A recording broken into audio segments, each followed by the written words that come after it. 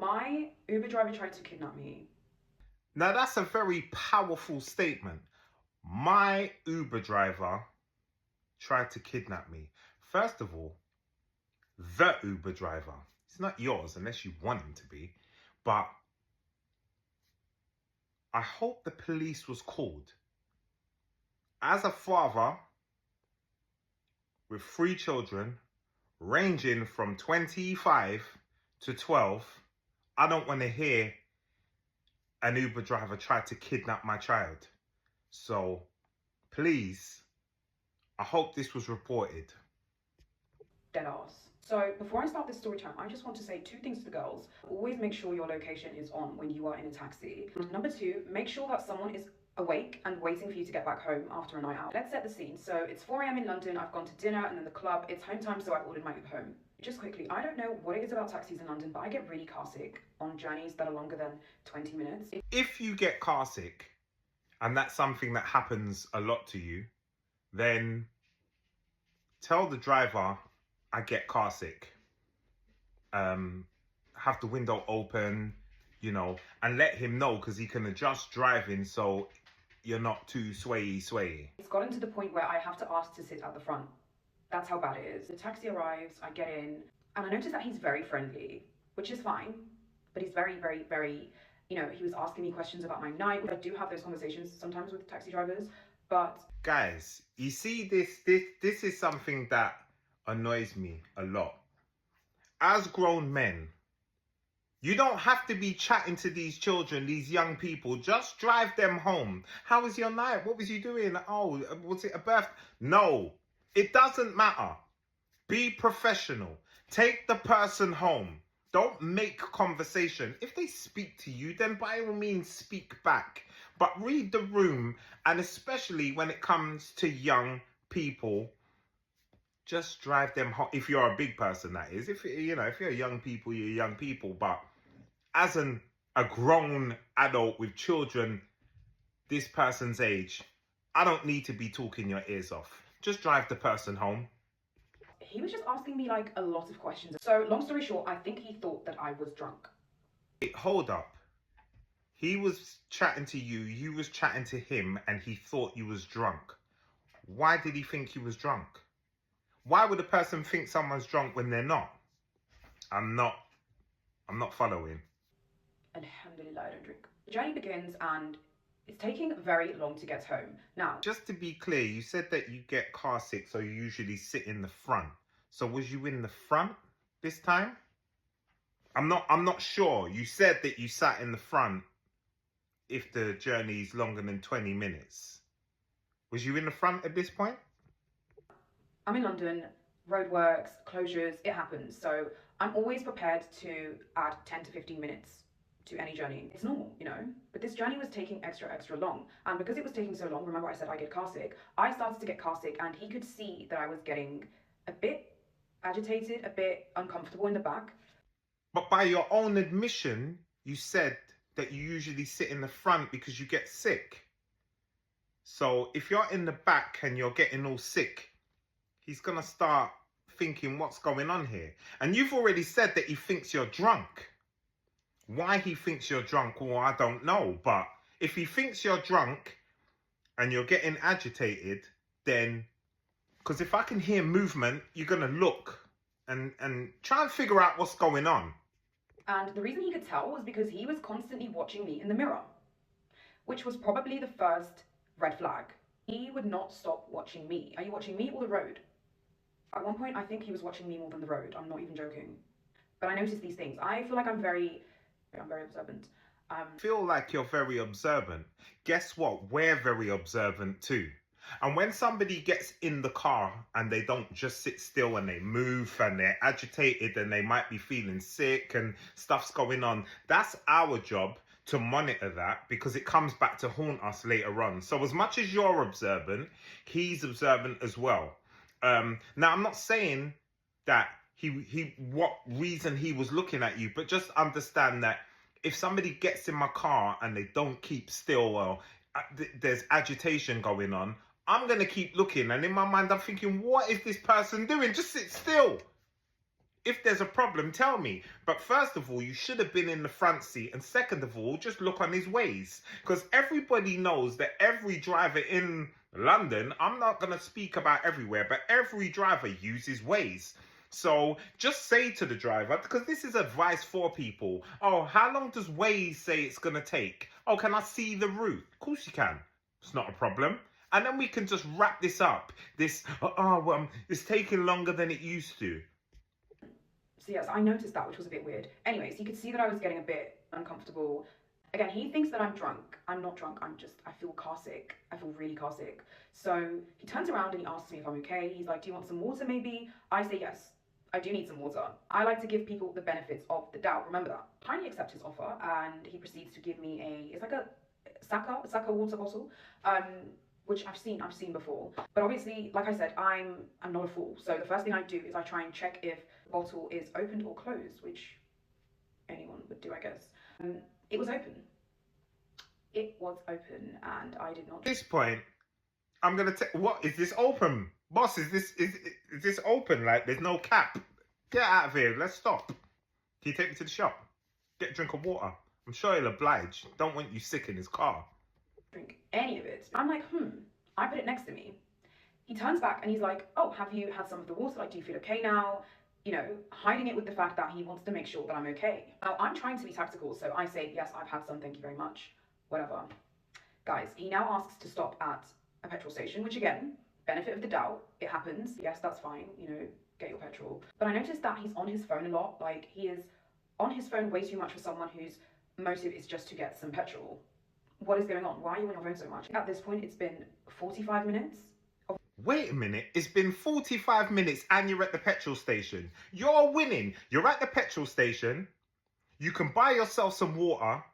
You can ring the police because you've been kidnapped. You start this story with kidnapping. You think he's trying to poison you. Why are you...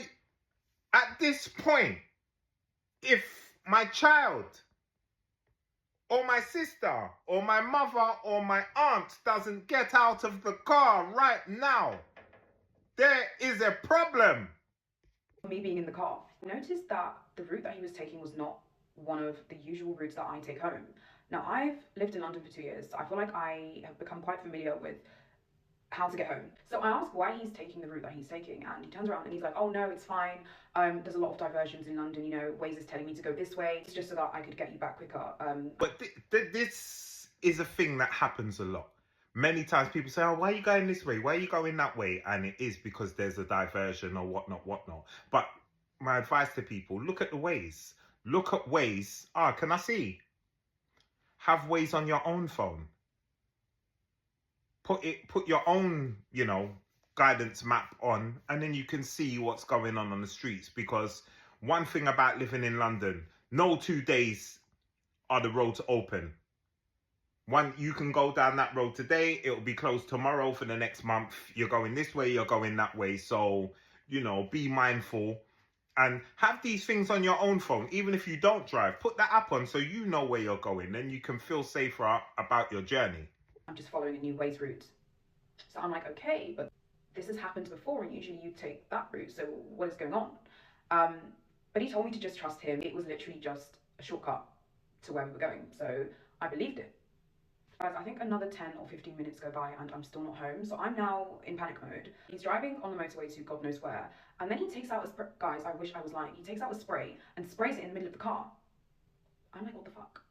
So my mind now is in action movie mode. I'm in an action movie and I have 1 minute to make it out. I have 1 minute. Action movie mode? 1 minute to make it out? Cancel the job. You was at the petrol station.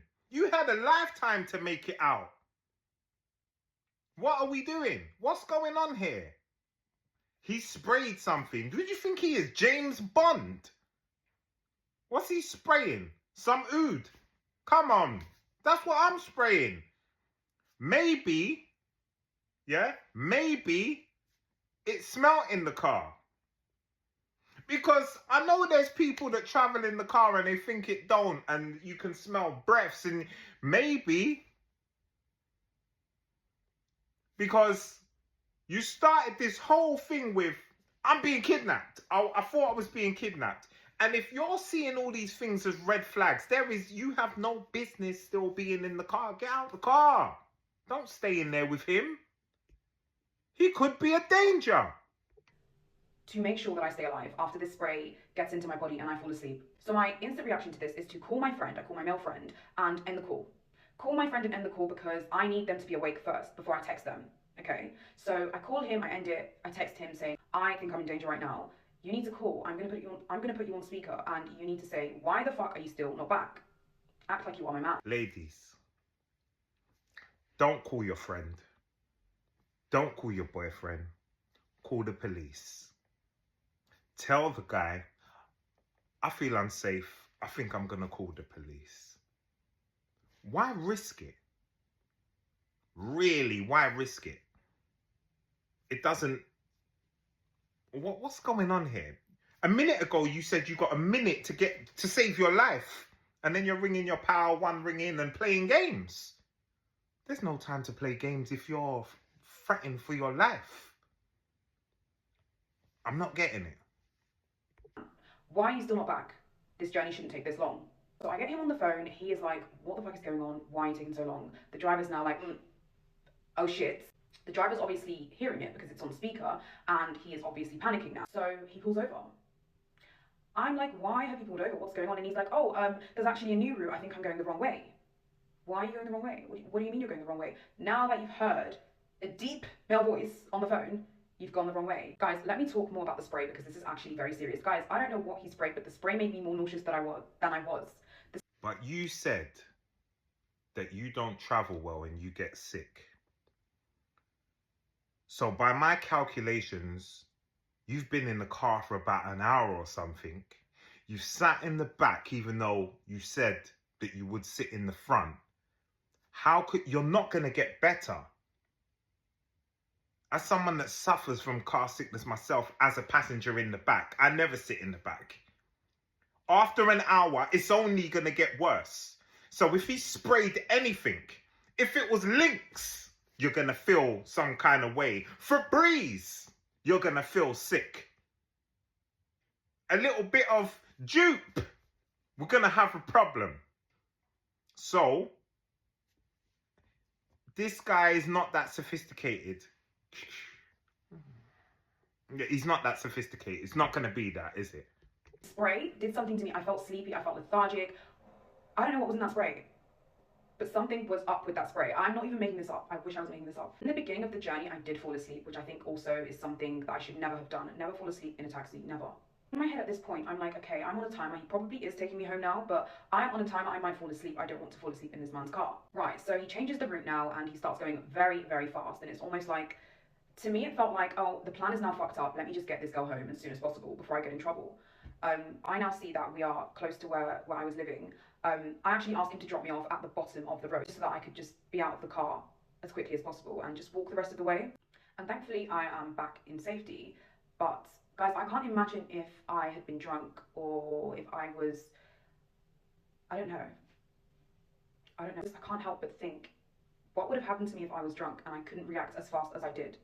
React as fast as you did. You didn't do anything. You just rang some guy. And he was like, where are you? And then supposedly the guy got scared. You had ample opportunities to get out the car. First of all, you should have been in the front seat. Second of all, how long is it saying on Waze to get home? Third of all, you got to the petrol station. Go and get your own water. Have a drink. Get some fresh air. And go about your business. This is not reactions of an action hero, what you did. You know, you actually didn't do anything. So ladies, please be aware of where you're going, your route home. Use the Waze, have it on your own phone as well, so you can double check. Look at the guy's Waze, because he will have a navigation on the screen, so you know, okay, that's going to take 58 minutes. Oh, what way is he going? I can see what way he's going. Be aware of your surroundings, yeah? And if you are feeling some kind of way, cancel the trip and ask him to pull over. And if you feel that he might not pull over, then you call the necessary people. But this, I don't know.